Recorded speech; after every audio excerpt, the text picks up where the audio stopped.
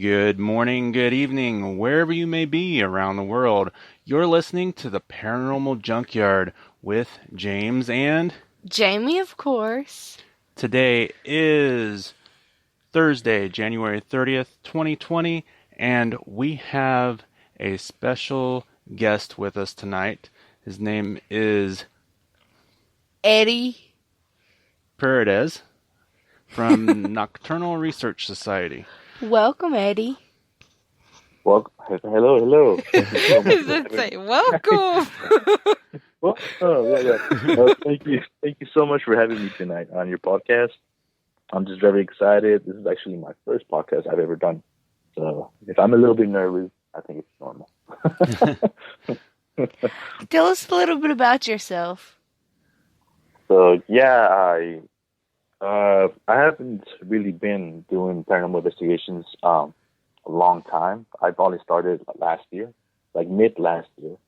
And the reason why I started doing them is because I've always been interested in all the paranormal stuff and all the darker things in life, like from growing up to like having family members who used to do black magic to actually experiencing some things when I was younger. And just growing up, I've always been attracted to that kind of stuff. So yeah, I mean, I'm currently in a team called Nocturnal Research Society. It's just a group of friends, and we're just all interested, and we're just trying to find out the truth of what are spirits and if there's an afterlife. But yeah. That's awesome. So, what kind of places do you go to? Is it residential or like the more famous ones that people know about? I go to my team leader Caesar. He likes to investigate to a lot of historical places, like historical, like in like Queen Mary. It's in Long Beach, the historical site. Usually just go to historical places, yeah. But me and my friends, we like going investigating to local haunted places that people and the kids and the teenagers like to say it's haunted or like it's just a myth or legends and stuff like that. So those are more popular places. What is your favorite equipment so far that y'all have used? I like using the spirit box, the PPS one, not the PSB one. It's let me see, actually I have it here. Yeah. And also I like using the Rook. It's actually an EMF meter. It detects electromagnetic fields. Depending on how it's manipulated, it will react to it. And also, we also use the Ouija board at a few places as well. That's That's Yeah, awesome. you gotta use That's awesome because that's usually a question that I ask at the end of the show, but I guess I can like go into that right now. Yeah.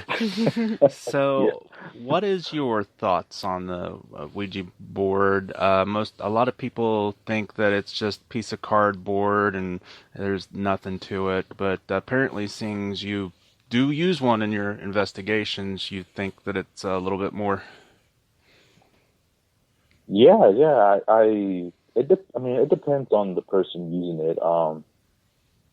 Some people are not very open-minded to it, and so they wouldn't react the same way, or they wouldn't have the same experience to it. Um, People think that the planchette or the piece on top will just move by itself when you're holding it, but no, it's actually like a 50-50.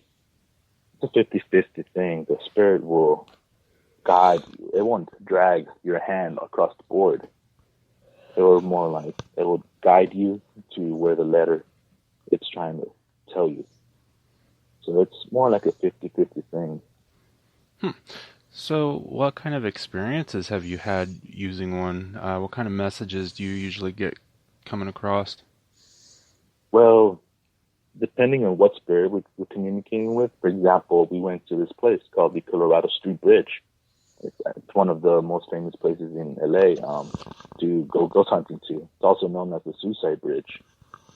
And the reason why it's called Suicide Bridge is because a lot of people have committed suicide on this bridge. And during the Great Depression, over 100 people were jumping off this bridge and committing suicide. We went to this place, and there's like a bottom section and there's a top. The top of the bridge, it's more where the highway is, so the cars are just passing by, and it's now gated. Like there's gated with like huge fences on each side to avoid people from committing further suicides. Oh wow. Yeah, it's quite a sight. And then once you get to this place, like the air feels thick, it feels heavy, and you get this vibe, this very depressing and sad vibe. Because even without knowing, like I've had friends who have never been to this place, and they come to this place and they tell me, "Hey, man, I feel a little bit depressed, a little bit sad." You know, it's a very, very depressing vibe you get. Right. Yeah, So far, how many places have you been? I've been to at least 5 places. 5 places I checked out. That'll be the Colorado Street Bridge. I've been to the Cabo State. It's also known as the Haunted Forest. I've been to the Devil's Gate Dam. I've been to this place called Black Star Canyon, and also a place called Deep Forest and the Queen Mary. So they were like Wow. popular places. So far, out of all the places you just told that you've went to, what was your favorite place? And tell us why it was your favorite place. My favorite place would be Black Star Canyon. It's not my favorite because I liked it because it was the most intense. It was the most intense feeling I got there. I was there with my team as well. I was there with my friend Jesus, Caesar, and a couple of other paranormal investigators that we collabed that day. And so when we arrived to this place, it's cold, but not really cold. So we were communicating with whatever was there, and so it was following us, and you can feel the energy and the air getting heavy there. And so we decided to have EMF sessions, like try to talk to it or like try to use the EMF detector. It's also known as the K2 meter. The K2 meter was going off the charts in this place, and there's no way it would react that way because we're just like, it's a hike. So it's in the middle of the canyons and stuff like that, in the mountains. And so yeah, I'm here with my friend Jesus, and we're trying to communicate with whatever it is because it's draining our battery as well. Like, it's draining our cameras, our flashlights, and we only had one camera left that night. And yeah, Oh, and wow. so yeah, me and my friend Jesus, we were together, just trying to communicate with whatever it was draining our battery. And so as I was telling it, hey, please, can you manifest yourself? I can feel you. I wasn't scared at first. I was feeling pretty brave, and I wanted to see if it was willing to show itself to us. And as I was telling it, manifest yourself, please. Like, can you please just show yourself? Come out from where you're hiding from. And so, as soon as I said that, I felt like this cold chill up in my arm, around my neck, and I feel my chest getting very, very heavy, and it's very hard to breathe, very cold. And we hear footsteps approaching us closer and closer. I can hear the branches around us, like twigs breaking. And so for a split second, I just felt like fear, like intense fear, and to the point where I kind of passed out. My friend, he caught me. He was like, "Hey man, are you okay? Like, let's get out of here." I'm like, "All right." And so as soon as we got out of there, we hear footsteps again, like walking around us, like if they were just heavy footsteps. It was pretty weird. And so that was the most intense experience I felt, like, doing like paranormal investigations. Wow. Yeah, that's why it's one of my most memorable and one of my most favorite. It sounds very exciting. So, I'm guessing you work with audio recorders too, is that correct? Yes, yes, we And use audio recorders.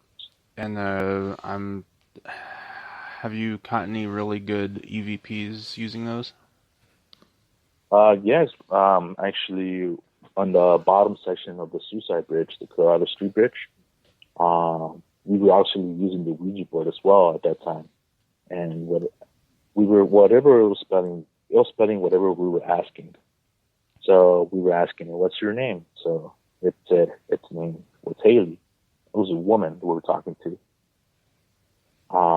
We asked her what was her age, and she said around 50 years old. And we asked it if she felt sad about jumping off the bridge or if she committed suicide on this bridge, and she said yes, she felt sad and regret.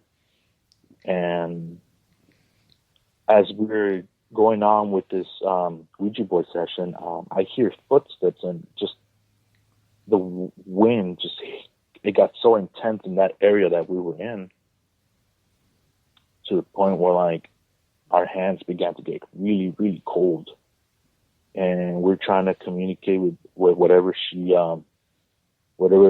was, or if she was actually a woman, who knows. Mm-hmm. And it spelled out run. She spells out run, tells us to run. And as soon as it said that, it started spelling Zozo. So we had to say goodbye and just end that session. Yeah. Yeah. Yeah, we've Dad, heard of no, Zozo no, no, before. no, I no, don't no. even like saying that name. It can But stay then, there. yeah, so definitely. As soon as it starts spelling ZOZ, and it was about to spell O, and we were just like, nope, goodbye. So we said goodbye. But after that night, I was reviewing all my video and my audio recording, and yeah, we captured a woman yell out "run" right after it spells "run" on the Ouija board that we were using. You can hear a woman run. I actually have it on my Instagram page, that video. So Wow. Wow. It's crazy. It's crazy. And after that, we were going to go ahead and start another Ouija board session to try to communicate back with whatever she was or whatever it was. And we started hearing a bunch of like coyotes, like just going crazy, all like around us. We didn't want to get surrounded by coyotes and become dinner, so we just packed up our stuff and just left. But yeah, it's crazy. Wow, it really sounds like it. It's exciting and scary all at the same time. Oh yeah. Yeah, definitely. One thing I say is like, you gotta fear the dead, but fear most the living. You gotta respect the dead, but fear the living, because living they can actually hurt you like bad. They can actually kill you. Definitely. Another question that I usually ask is, it's not really the dead that you have to worry about, it's the places that you go into. Have you been into any places that were like ran down or falling apart that was like dangerous, that maybe you shouldn't have went in there? Oh yeah, the Devil's Gate Dam. Yeah, that place. It was just me, my friend Michael, and my friend Jesus, and my friend Luis. I forgot. It was four of us, and we're going to this place, and it starts raining out of nowhere, and there's just things that happened that night that didn't want us to reach the entrance to the Devil's Gate Dam. So yeah, once we're heading down to this dam, there's like the stairs. The ladder, it's a very old ladder. It was built in the 1920s, and I mean, I don't really trust this ladder already because I mean it could break off anytime, and it's raining, so we don't want to slip and fall, or else we'll be the ones haunting that place. Right. So, so so yeah, before we arrived to this place, there's a group there already, and they tell us, "Hey, are you guys gonna go in there and explore?" We're like, "Yeah, we're gonna go." But okay, just be careful because we've seen a few people in there with cloaks and like just like ritual robes. They're like devil worshippers. Mhm. And so we're like, "Oh crap," like, all right, just gotta be careful. Who knows like what kind of cult, you know, that Definitely. yeah. Well, and so once we were heading down to the dam, we were hiking down and we met up with these teens that were there, but they claimed to have a gun, so we weren't sure if we should trust them or not. I mean, but they joined us to reach the entrance of the Devil's Gate Dam, and so we were both groups were kind of just skeptical of each other, and so they didn't trust us, we didn't trust them, so we just parted ways. So once we arrived to the entrance, it's all flooded.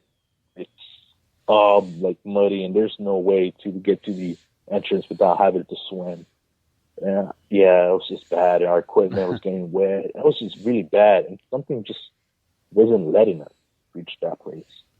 Wow. It's insane. Yeah, the history of that place is actually Aleister Crowley and and this researcher named Richard Richard Parkway, I think. I forgot his name. but yeah, they believe that this place is one of the seven portals to hell, and they did a ritual in this place and named the Babylon workings, and they wanted to manifest or resurrect a goddess named Babylon. But I mean, who knows what they laid out, or what portal they opened. Most definitely. So it sounds like you do a lot of research on the places that you go to. How much research do you do before you go into a place? Well, I like knowing what to expect. I'll actually tell you a story before after this, but I like to know what to expect, and my friend Caesar, he's kind of different. He likes to go to places without knowing, so that once he experiences or like hears stuff in this place, he can later on pretty much relate or like compare other people's experiences. Because he believes that if we go to these places already like with some knowledge of like what other people say or what they've experienced, we might ourselves make our minds manifest or make our minds believe that we are hearing this or we're hearing that or we hear a voice, or we might be like, oh yeah, that's the whipping woman, or like, oh yeah, that's that ghost that person said, we might play tricks on ourselves. So Mm. yeah, I mean, I try doing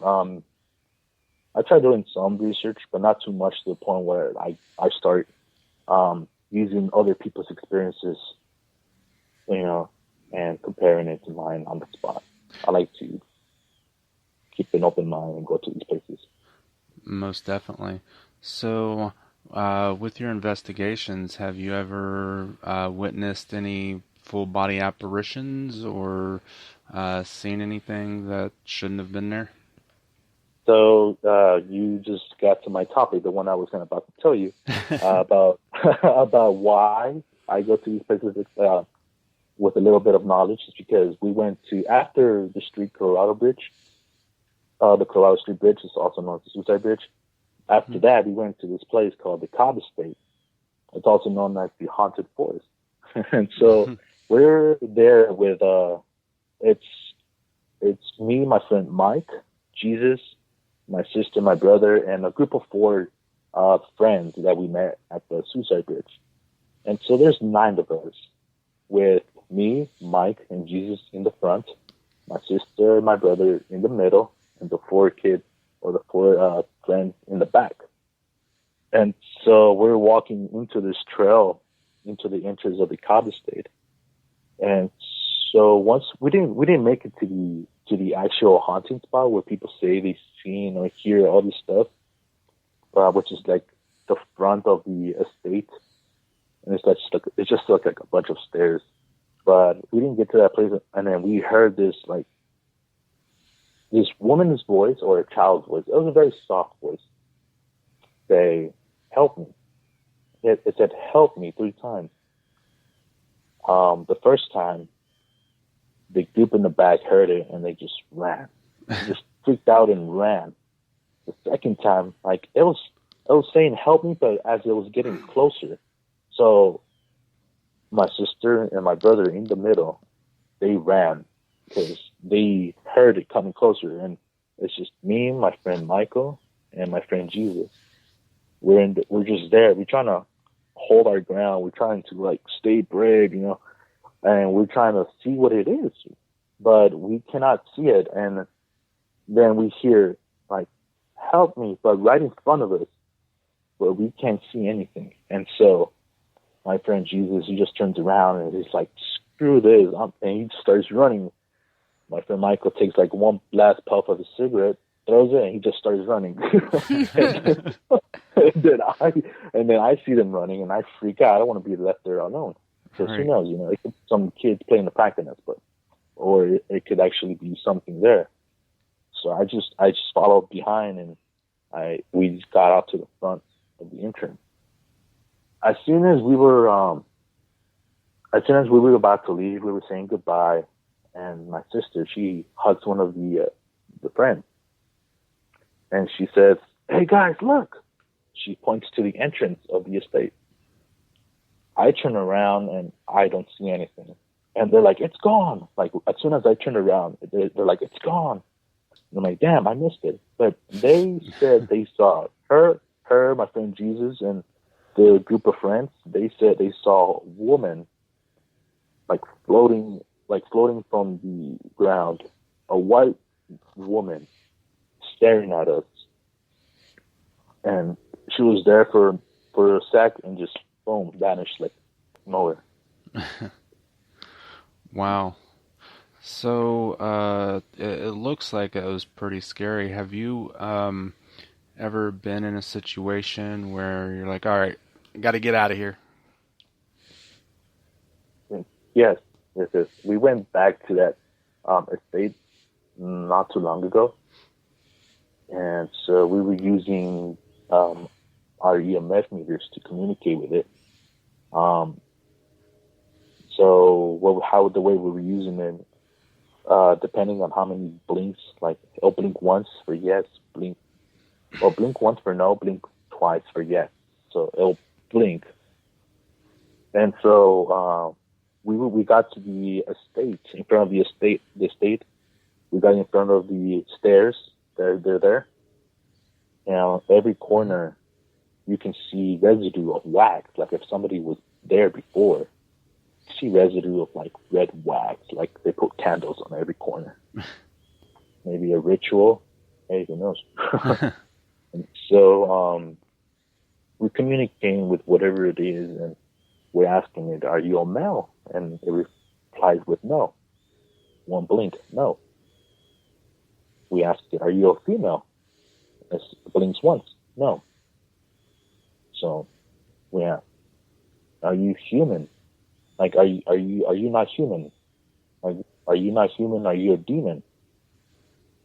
And so it starts blinking out like crazy, like out of nowhere. It just blinks like yes. At that moment, we're like, okay, let's get out, because that place. We've had things like brought home with us. Like we had something attached to us. One of my friends, she actually had like a child follow her home, or something pretending to be a child. Mm. Yeah, and actually that same night, I was falling asleep in my bed, and I've had 2 of my blankets like on me, covering me up, ready to go to sleep. And as soon as I was about to fall asleep, I feel the blanket just being pulled and tugged, yanked. It Oh got wow. yanked to where my hips are, and I feel someone just tapping on my arm. At that moment, I kind of just got up and woke up like really fast. And I was just like, hey, whatever you are, go back to where you came from. You're not welcome here. And just, yeah, go away. This is my home. Leave now. And you have to say it with authority because if there's an ounce of fear in you, they love that. You Oh, know, most teens definitely. love that. Yeah. So have you ever been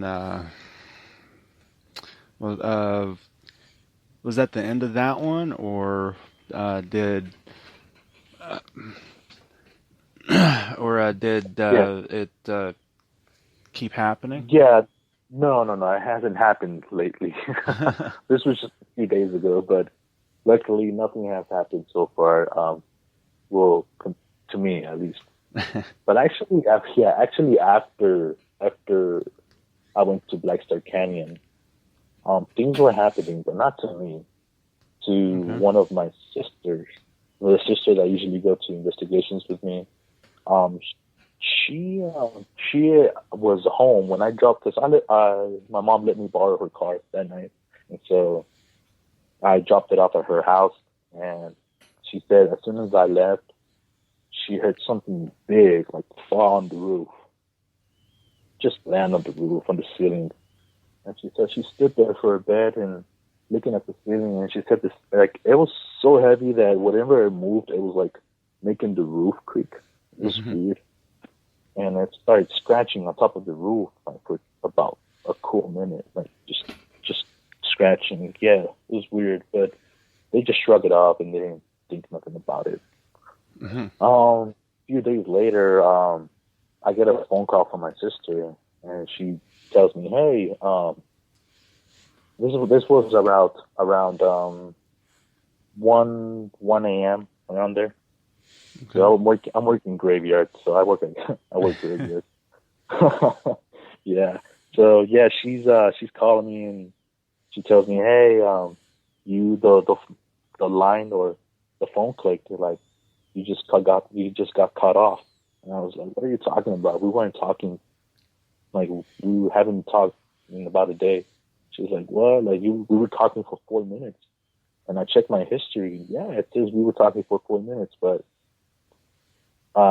previously I wasn't really talking to her. And Wow. yeah, she said whatever I was when I was talking to her, I was whispering the whole time, telling her to kill herself, that nobody likes you. And I Wow. was just feeding her all these negative thoughts and ideas, and she was just like, well, "What's wrong with you? You know, like why are you telling me this?" And she said, as I was telling her these things, that I was whispering and hushing her every time she was trying to talk, but telling her to kill herself and to just, all these awful things. Wow. I told her I would never say those kind of things, especially like if not even like playing around. I'll tell you these things. Like that was not me. So whatever happened that night in Black Star Canyon, like it's I don't know. It's just yeah. Yeah, it sounds like that was all bad. So before you go into a place, do you do like any type of prayers or anything to like ward off things following you home? uh, well, my sister, yeah, she has faith in in all that. Me personally, I don't. I don't go to these places, pray, which I should. I should somehow. No, I mean not pray, but like I should find a way to protect myself from these things. I usually just think Sage would do the job, but sometimes it takes more than just staging Mm, to protect you. definitely does. So going on to sorry. My throat's like okay. Going on to the whole protecting yourself and Hmm. things following you home. what is your thoughts on people who like invite these things into whatever they are to like try to take them over or invite demons into their life or Mm-mm. like Satan worshippers He and said, things like that? Well, uh, I'll tell you a little bit about myself from back then. The old Eddie Walls. uh, I used to actually practice black magic, and I used to actually consider myself a Satanist or Satan worshiper. Um, I've had this mentor. He introduced me to the Satanic Bible. He told me, "Hey, why don't you just give it a read? Maybe, just use it for educational purposes." I'm like, "Oh, okay, fine." So yeah, I mean, whatever it talks about, like it talks about, but it's not what people think it talks about. Like, oh, praise Satan. No, it's more like it talks more common sense, more logic. Like it's a Hmm. more earthly, on ground logic, common sense thing. And but it does tell you about like how to do rituals and how have um we have some kind of gift that we can cast magic like with our minds and our emotions. And back then I would uh practice doing rituals. And my mentor, he was my a life mentor, Hmm. and he told me to adopt a dead one. And I didn't understand what he was talking about, but he said, "Yeah, you need to have a live one and a dead one." And I was like, "Okay." So so then I asked him, "What are you talking about?" He's like, "Yeah, I mean, some people use like a dead mentor to protect them from getting harmed from other negative energies or any other spirits who might attack you when you're working with rituals." And so what he was telling me that they would invite. The way to do it is you have to invite it, and it will protect you, and it will teach you more about that stuff, that field. And but you're gonna have to like let it possess you. You're gonna have to let it like borrow your body in a sense, like that's why some people maybe like people who are in the occult, like you could be like adopting a spirit to possess you, and then the next day you're not gonna remember what happened, like you know, Hmm. like I totally so, understand that. I used to be a saint when I was younger, way younger. like yeah. And how was that for you? Now that I look back on it, I'm stupid as all freaking get ups. Yeah, I mean, I think that's what people would invite. Like, I see maybe that's how they invite them, Or I mean, that's the only reason why I see why you would invite a deity or like a spirit or a demon into your life, just to gain knowledge of, on that field of the occult. Most definitely. So, what other places might you have been to where you caught some like really good? Have you ever caught anything on video? On video, let's see. Hmm. Not on video, I'll say. Not on video. A lot of audio, a lot of like audio through my videos, Hmm. but nothing like on video, solid video. Like these things, I mean, these things are really really hard to find and get and capture. When you go to a location, you can't just like go once and capture everything. You have to go to these places multiple times and kind of get used to that terrain. And but yeah, nothing is solid on video, sadly. You know. Oh, Yeah, I've only been in paranormal investigator for about like almost like less than a year. oh, okay. But yeah, I first started last year, mid last year. So, so That yeah, that's awesome. but but hopefully later, like as my adventures go and come, hopefully I can capture something solid that hey, I can just like rub in people's faces like hey look, I catch this. So, whenever you go to a location, what's the longest time that you've spent at a location? Well, this time I think I spent on vacation. Let's see. Hmm. I'll say about 3 or 4 hours. Yeah, 3 or 4 hours usually.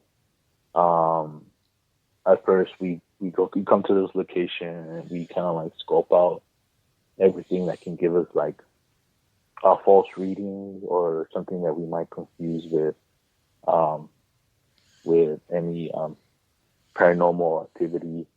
Um, because most of the stuff that you hear around you, your surroundings, is like it has a logical explanation. Yeah, Mm, there's definitely. only like there's only like a 5% that's like paranormal when you get to these places. Right. Yeah, not everything you you hear is paranormal. So we try to scope out and try to point out everything that might give us a false reading. So we spend a couple hours doing that. So So, yeah, and then afterwards we start figuring out what are the hotspots people say or are known to have the most activity, and we settle down there. And after that, we start having sessions, and we move on from place to place where the hotspots are. definitely. So, oh crap, I had a question and I forgot it. Um, No, I tend to do that going towards the end of the hour, but when you go to, I can, I had two questions set up. Um, so I'll just go with a different one. So whenever no, you, not whenever, what do you think a spirit is? Some people think that it's like time split, everything in the world is on one continuous loop, that there is no actual time and time is relative. Do you mm-hmm. think that we might be seeing people from the past, people from the future at the same Mm-hmm. time? Um, Uh, or do you think it's more of people who've passed on? well, I think there's three types of spirits. Three types. The first one being would be those spirits that are stuck in the time loop. Like with these spirits you cannot communicate with. They're just like a timestamp, and it's a video just looping over and over and over again. Hmm. Like for example, you can see someone falling from the Colorado Street Bridge. Like in that moment, in that split second, from when they jump off to they hit the ground in the between, they are filled with emotions. They are filled with thoughts in their minds, and that impact, it leaves like a kind of like a video recording. I'll say not a video recording, but it's kind of like something that loops over and over and over again. And you can't communicate with these spirits, but you could see them. Um, type two would be those spirits that have that died, but haven't really passed on. They're still they still have unfinished business, or they feel like they need to get something done before they can move on. And you can communicate with these spirits and try to help them, or try to communicate with them to see what they want, and you can possibly like help them move on, pass on to the next, and leave this world. There's type three, and these are more like demons and poltergeist spirits. That they can actually harm you. They can completely communicate with you if they wanted to, but I think they just want to harm you. I can tell you they And can communicate with me because I had been laying in the living room coloring coloring book and watching whoa, TV, and next thing you know, we got a pool light, and mm, the pool light string hit the roof. Light blue, TV went off. I tensed up, started freaking out, and I felt a hand on my arm. I was like, no. oh no, yes, there must have been cold hand. Yeah, yeah. These type three spirits are very mischievous. They can uh, they can harm you or physically touch you and physically move other objects around you. So I mean, I think they're just they're energy. So in overall, I think they're just energy that we're all made of energy, and once we pass away, we return or we go back to the world as energy. We become one with the world. Definitely. So I still can't think of those two questions, and there's one that leads up into the other. but uh, but when you go out to a location, um, I'm trying to think of something right off the top of my head. Do you have like any other? Oh, now I remember. Have you ever been No. have you ever been to a location where you're doing an EVP and you feel like the spirit doesn't want you there, or you ask, have you ever asked, do you want us here, and got a response of like get out or anything like that? Hmm. But yeah, I've had a couple of times that I've gotten a get out. It'll be at the Cobb Estate. One of my friends named Mike. He was with us that day.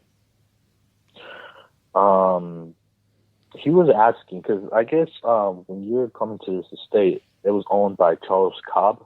He built this estate, and he was a retired lumberjack. So him and his wife built this estate, this kind of like a mansion, Mm-hmm.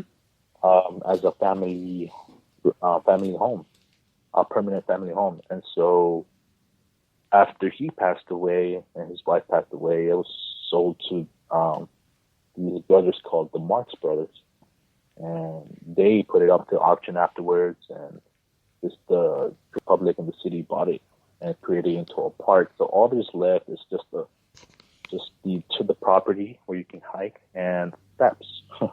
And so I guess he hates Charles Cobb, the spirit of Charles Cobb. People say that he hates it when he's Mm-hmm. when you're on his property or on his steps. He hates when people vandalize his property. And my friend Michael, he was provoking it. He was asking, he was telling me, if you don't like me on your steps, go ahead, touch me, grab me, scratch me, and do whatever you want. And a few minutes after, he has this stiff look on his face, and I was like, we asked him, "What's wrong, man?" And he's like, dude, like I can't move my neck. He can't move his neck. So I feel like something grabbing on my neck, on the back of his neck. And so we look at the back of his neck, and yeah, he's like he's a very light skinned guy, so you can see like these red hand marks on his neck, on the back of his neck. And he's like, yeah, man, it's cold. It's like it kind of feels like it's burning me. So pretty much we after that, it's kind of like he gave us a get out. That was his way to give us his get out. And so respectfully, we we left. We got off his steps and we're like, sorry, we will move on. Sorry for vandalizing or sorry for trespassing on your property. Oh, most definitely. So that actually led me up to the question that I had forgotten, because he was talking about that he was provoking the spirits.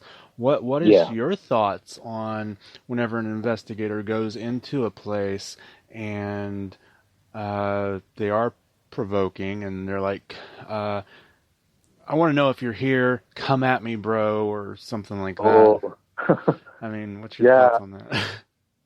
My thoughts is always come before you even come into these places. Always say out loud, hey, like whatever you're, I'm sorry. I'm gonna go ahead and enter your resting place, or I'm gonna go ahead and I'm respectfully, always Hmm. be respectful. Always be respectful, and because I mean these are things that you don't really understand, and if you're provoking it, and if it actually reacts, or if it actually it answers to your challenge, then you got your hands full because you just don't know how to protect yourself, or you don't know how to get rid of this, the spirit that you made so angry. And so always come to these places with respect.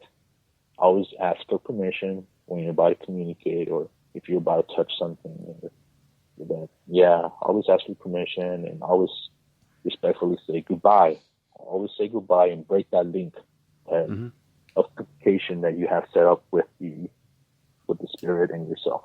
Because if you don't break that link, there's chances that that spirit might still want to communicate with you once you come home. Definitely. Yeah, yeah. So, with a lot of people going into like supposedly haunted places, Mm. and you have team after team investigating, do you think that that would cause more activity, or do you think maybe they might get tired of it and less activity? Uh, what do you think about that? Well, whenever me and my team go to these places, we try to go more in the weekdays instead of the weekends, because I know in the weekends there's a lot of people, not just investigators, but a lot of people who just like go to exploring and just curious about these places.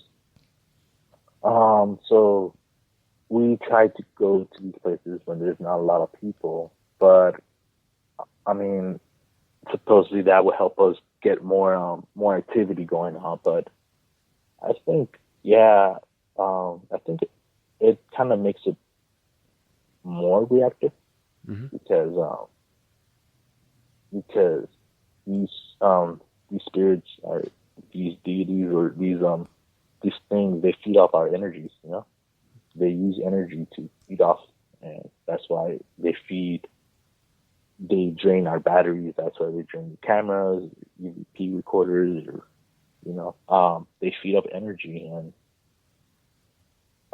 we are all made of energy, and so the more we come to those places, the more we start giving them attention, the more we start feeding them more energy. Definitely. So, So, since you've been doing paranormal investigation and ghost hunting, uh, I would assume that you, as any other ghost hunter or paranormal investigator, would believe that there is life after death. Um, why do you think that a spirit would stay behind instead of moving on? I mean, it could be that the spirit itself doesn't know it's dead, or some spirits have unfinished business. They there is some spirits that just think they're not dead, and once you tell them they're dead, they just move on. You know, Mm, um, there's I think they have unfinished business, or they have in their previous life they would work in a lot of like um black magic, and they'll become stronger in spirit, and they would I really don't know, honestly. mm. But what I believe is that some spirits don't see a reason why to move on. They have unfinished business, or they just don't believe they're dead. Definitely. That's pretty much the way that I see it. Is most of them don't think or know that they're dead, and Yeah. yeah. Um, so have you ever been on an investigation and you've had like a wow moment? I can't believe that I actually caught that. Um,